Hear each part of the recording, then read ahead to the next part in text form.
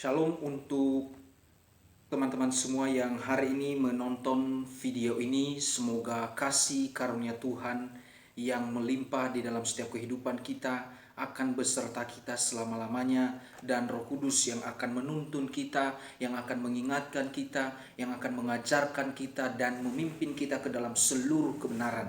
Karena itulah yang dijanjikan oleh Tuhan Yesus Kristus sebelum dia naik ke surga. Dia menjanjikan roh penghibur, roh yang membangkitkan iman, roh yang menguatkan. Oleh sebab itu mari kita minta Roh Kudus untuk menuntun jalan kehidupan kita, supaya kita boleh berjalan di dalam kebenaran firman Tuhan. Nah baik teman-teman, hari ini kita akan belajar dari sebagian isi firman Tuhan ini. Dan hari ini kita akan belajar dengan suatu tema yang menurut saya sangat menarik dan sangat penting untuk kita aplikasikan dalam kehidupan kita sehari-hari sebagai orang yang percaya. Temanya itu adalah siapakah Yesus di dalam diri kita? Siapakah Yesus di dalam diri saya? Siapakah Yesus di dalam pribadi kita? Siapakah Yesus di dalam hati kita? Sudahkah kita menempatkan Yesus sebagai yang utama dalam hati kita? Atau kita menempatkan harta benda kita? Kita menempatkan orang tua kita menjadi posisi yang utama? Kita menempatkan dunia menjadi posisi yang utama tanpa memperhatikan dan menduluankan dan mengutamakan Yesus di dalam kehidupan kita. Nah, siapakah Yesus bagi kita? Mari saudara-saudara dan teman-teman semua jawab sendiri. Saya tidak bisa menjawab, tetapi sebagai orang yang percaya, kita akan belajar dari murid-murid Tuhan Yesus. Ketika Tuhan Yesus bertanya kepada murid-muridnya dalam Matius 16 ayat 13 sampai 20 ini. Ketika Yesus bertanya kepada mereka, kata orang, siapakah anak manusia itu?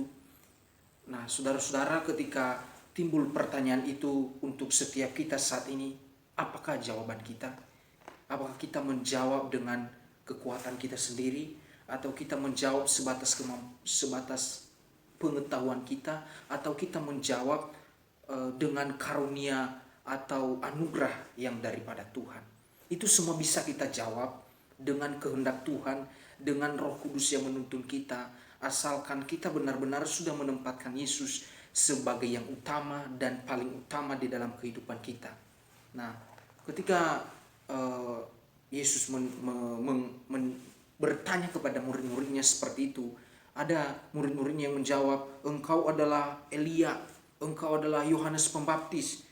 Bahkan ada orang yang berkata, engkaulah Yeremia, salah seorang daripada nabi itu. Tetapi lalu Yesus bertanya kepada mereka, tetapi apa katamu, siapakah aku ini? Yesus mengajukan pertanyaan kepada murid-muridnya, siapakah aku ini, kata Yesus. Lalu Petrus menjawab dengan tegas, mungkin dengan suara yang benar-benar antusias untuk menjawab. Dia katakan bahwa engkau adalah Mesias, anak Allah yang hidup. Engkau adalah Mesias, anak Allah yang hidup. Teman-teman, ketika kita diberikan pertanyaan oleh orang di sekitar kita, terutama orang-orang yang belum mengenal Yesus, ketika dia bertanya, siapakah Yesus bagi dirimu? Mampukah kita menjawab itu dengan segala anugerah yang daripada Tuhan? Atau mampukah kita menggambarkan Yesus itu sebagai Tuhan, atau hanya sebagai idola saja? Atau mampukah kita menggambarkan seberapa jauh kita mengenal Yesus? Kita tanya kepada diri kita masing-masing. Selama kita menjadi orang yang percaya, di manakah letak posisi hati kita kepada Yesus, dan di mana letak posisi Yesus di dalam hati kita? Karena Yesus itu adalah satu yang utama dan yang paling utama. Oleh sebab itu ketika engkau ditanya, siapakah Yesus bagi dirimu? Jawab dengan imanmu, Tuhan Yesus adalah Tuhan dan Raja di dalam hidupku. Tanpa Yesus aku tidak bisa diselamatkan. Bahkan saat ini aku di dalam penghukuman. Tetapi barang siapa yang berada di dalam Yesus, dia tidak berada di dalam penghukuman. Engkau harus menjawab itu dengan imanmu. Kenapa? Karena kita sudah mengenal Yesus itu. Murid-muridnya berani menjawab itu. Simon berani menjawab itu meskipun kata Yesus itulah berasal daripada Allah. Tetapi Simon menyadari bahwa selama perjalanan mereka, pelayanan mereka, mereka itu sudah tiap hari bersama dengan Yesus. Sudahkah kita mengenal Yesus saat ini? Sudahkah kita memberikan pengakuan oleh kata-kata kita, oleh hati, oleh pikiran kita, dan segenap kehidupan kita, bahwa kita mengakui bahwa Yesus itu benar-benar yang berharga bagi kita? Atau pacar kita yang berharga? Atau sahabat kita yang berharga? Atau dunia kita yang berharga? Atau HP kita yang berharga? Karena kadang-kadang kita menempatkan posisi Yesus di posisi yang kedua, ketiga, keempat, sampai selanjutnya. Posisi yang pertama saat ini adalah sedang manusia alami, bahkan saya sendiri alami. Kadang-kadang HP menjadi nomor satu dibanding Tuhan Yesus. Ketika kita bangun tidur, kita tidak mencari Yesus, tapi kita mencari HP. Kita baca WA, kita baca DM dari orang lain atau teman-teman kita. Itu suatu pertanda bahwa kita ini sudah menempatkan Yesus di posisi yang kedua atau ketiga. Penting ini untuk kita pelajari dan untuk kita realisasikan di dalam kehidupan kita. Menempatkan Yesus sebagai yang utama adalah itu sangat penting. Kita mengasihi Tuhan, mengasihi Yesus, mengenal Yesus secara benar, itulah yang utama. Kenapa? Ketika kita mengenal dan kita sudah proklamasikan bahwa Yesus itu Tuhan dan Raja di dalam kehidupanku, berarti kita mau mengatakan kepada dunia bahwa apapun situasi dunia, apapun godaan-godaan dunia, ajakan-ajakan dunia, tidak membuat Yesus menjadi posisi yang kesekian, tetapi Yesus adalah posisi yang pertama di dalam hidupku. Nah, itu yang perlu kita pelajari hari ini. Mari kita merenungkan, mari kita berdoa kepada Tuhan, dan mari kita meminta hikmat kepada Tuhan, supaya kita ini benar-benar menempatkan Yesus sebagai yang pertama di dalam kehidupan kita. Karena hukum yang terutama juga berkata, kasihilah Tuhan Allahmu dengan segenap hatimu.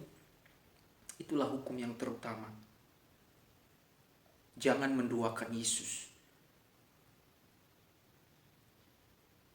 Jangan kita menjadikan Yesus hanya sebatas idola kita. Mungkin karena kita membaca di Alkitab banyak mujizat. Nah, itu benar. Kita mengagumi, kita heran, kita sangat tercengang melihat mujizat-mujizat yang dilakukan Yesus. Tapi lebih daripada itu, kita harus mengenal Tuhan kita lebih jauh, lebih dalam lagi. Kita harus benar-benar harus tahu bagaimana dan siapakah Yesus di dalam hidup kita, sehingga kebenaran di dalam Yesus itu bersama-sama dengan kita. Kebenaran yang ilahi, yang daripada Kristus, benih ilahi yang daripada Tuhan, Dia berikan kepada kita, yaitu benih kebenaran yang akan memberikan suatu hikmat kepada kita. Bahkan kita berani memproklamasikan bahwa Yesus itu di dalam diri kita sebagai yang utama, bukan hal dunia. Ketika engkau ditanya oleh orang lain dan engkau berani menjawab, maka itu adalah karunia daripada Allah. Maka daripada itu engkau dan kita semua harus benar-benar mengenal Tuhan yang benar itu, mengenal Yesus itu. Kita katakan dengan hati yang penuh penerimaan dan penuh keyakinan iman kita bahwa Yesus, engkaulah Mesiasku, engkaulah juru selamatku, engkaulah kebenaran yang ilahi, dan engkaulah jalan kehidupanku. Itulah yang harus kita pelajari dan harus kita teladani, dan wajib bagi setiap orang yang percaya kepada Yesus, bagi setiap orang yang sudah mengakui Yesus sebagai Tuhan dan Juru Selamanya, tempatkan Yesus di posisi yang teratas, yang terutama di dalam hati dan pikiran kita. Karena kita tahu dan kita percaya bahwa Tuhan Yesuslah Tuhan dan Juru Selamat kita, yang menyelamatkan setiap kita, yang menggantikan kita di dalam penghukuman.